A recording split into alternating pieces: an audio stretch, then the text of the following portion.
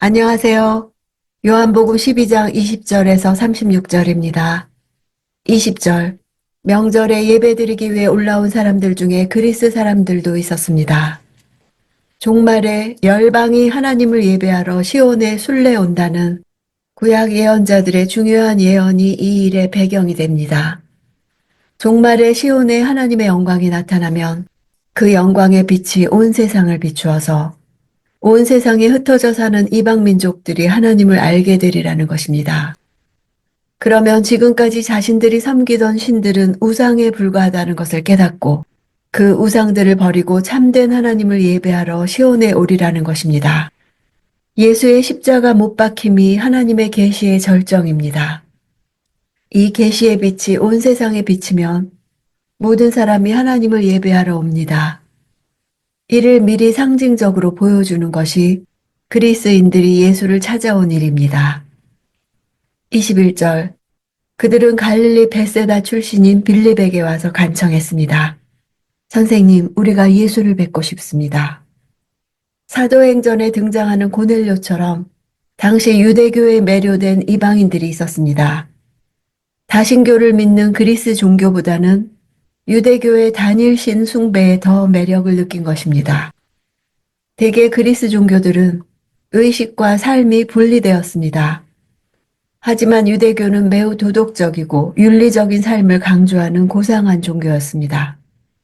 그래서 진지하게 종교를 갈망하는 자들에게 유대교는 고등 종교로 비쳤습니다. 그들은 예수님의 예루살렘에서의 행적과 말씀을 듣고는 유대교에서 말하는 것 이상의 그 무엇을 발견했습니다. 그래서 예수님을 찾아가 만나보기로 한 것입니다. 밤중에 예수님을 찾아왔던 니고데모가 유대인의 대표라면 그리스인들은 이방인의 대표인 셈입니다. 그들이 빌립을 찾아간 이유는 그의 이름이 그리스식 이름이라는 데서 추측할 수 있습니다. 베세다는 이방 땅과 경계에 있고 상당히 많은 이방인들이 거하던 곳이었습니다. 26절. 누구든지 나를 섬기려면 나를 따라야 한다. 내가 있는 곳에 나를 섬기는 사람도 함께 있을 것이다. 누구든지 나를 섬기면 내 아버지께서 그를 귀하게 여기실 것이다. 예수님을 섬기고 따르는 것은 자신을 우선순위에 두지 않는다는 것입니다. 그것은 내가 죽는 것이요. 예수께서 왕노릇 하시게 하는 일입니다.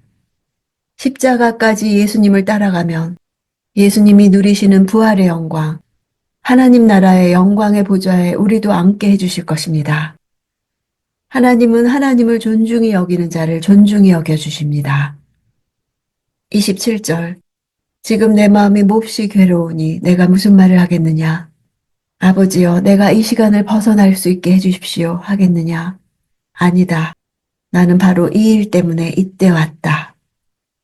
요한복음에는 예수님의 겟세마네 기도가 나오지 않습니다. 이 기도가 그 장면을 대신합니다. 십자가의 쓴 잔을 피하고 싶은 마음과 십자가의 고통이 예수를 짓누르고 있음을 말해줍니다.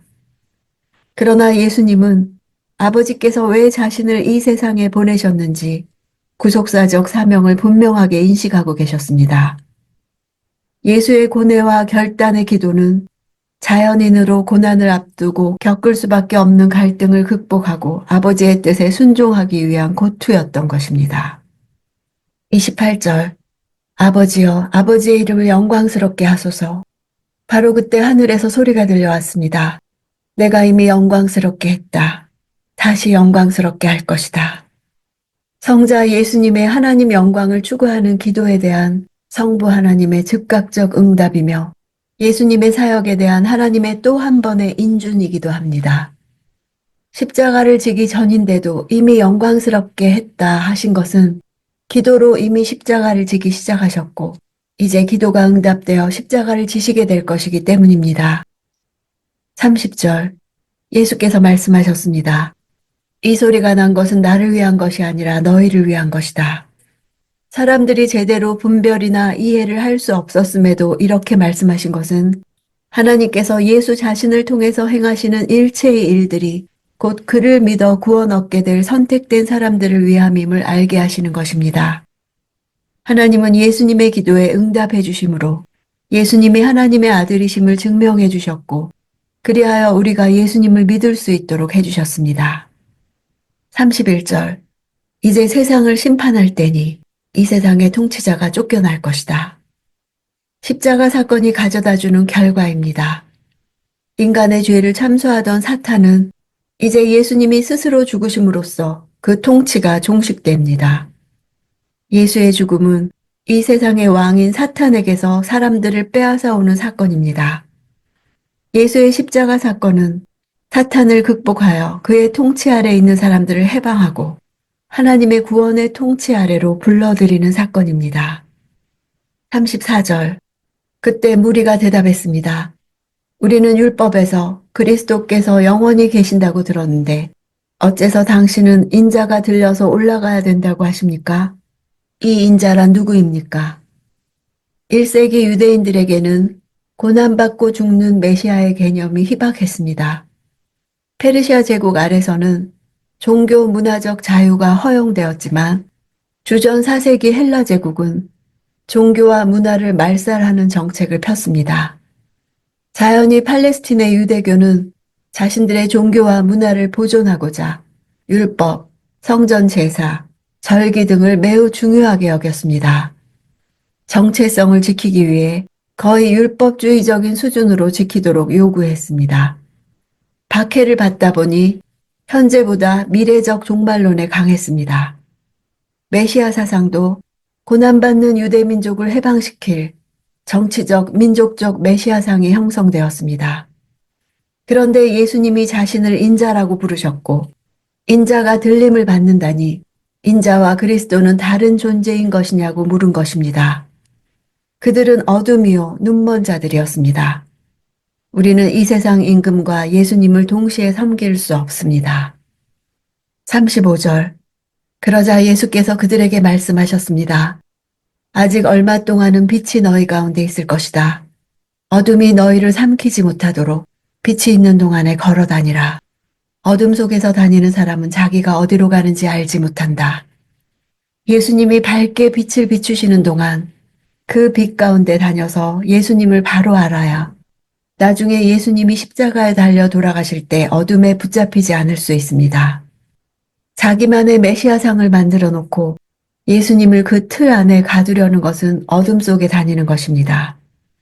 어둠이 압도적으로 지배하고 있는 이 세상에서 빛의 삶은 예수님이 걸어가신 십자가의 삶입니다. 경건하게 살고자 하는 자는 핍박을 받을 것입니다. 진정한 기도는 나의 한계를 아뢰는 데서 더 나아갑니다. 예수님의 진정한 바람은 십자가를 지지 않는 것이 아니었습니다. 성육신 하실 때 결심하셨던 십자가에서 죽음으로 하나님의 자녀들을 구원하겠다는 뜻이 이제 이루어지기를 원하셨습니다. 기도는 바로 나의 뜻을 꺾고 하나님의 뜻을 세우는 일입니다. 내가 죽고 그리스도께서 사시게 하는 일입니다. 나의 바람이 하늘에서 이루어지기를 구하는 것이 아니라 하나님의 바람이 땅에서 이루어지기를 구하는 일입니다. 나의 이름이 아니라 하나님의 이름이 영광스럽게 되기를 구하는 일입니다. 우리의 기도 방향은 아래에서 위가 아니라 위에서 아래가 되어야 합니다. 이 때를 위해 내가 여기 있나이다 라고 고백하는 것입니다.